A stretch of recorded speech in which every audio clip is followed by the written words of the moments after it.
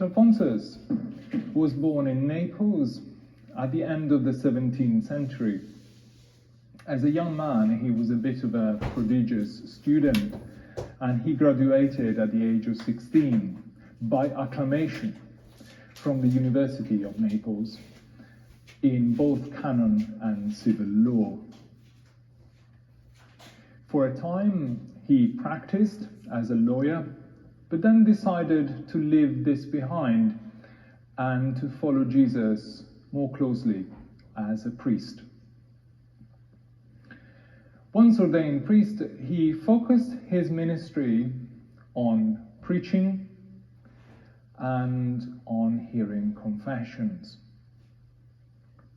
Preaching from the pulpit and running quite popular missions was a hallmark of his ministry, although St. Alphonsus now is perhaps more readily remembered because of the many books that he wrote.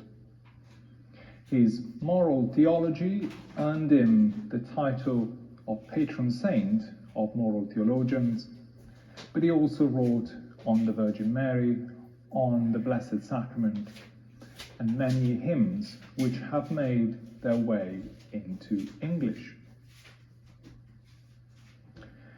In his preaching and in the confessional, St. Alphonsus shied away from what could have been defined as the fashion of the time.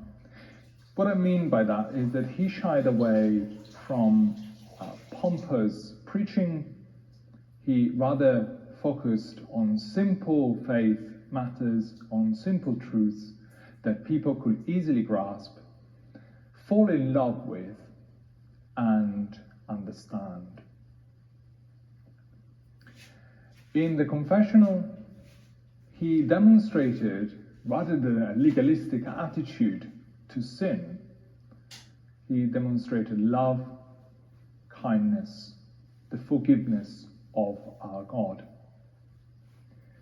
For 26 years, he traveled up and down the kingdom of Naples, preaching missions, as I said, quite well attended and popular. In 1732, he founded a new religious order, the Congregation of the Most Holy Redeemer.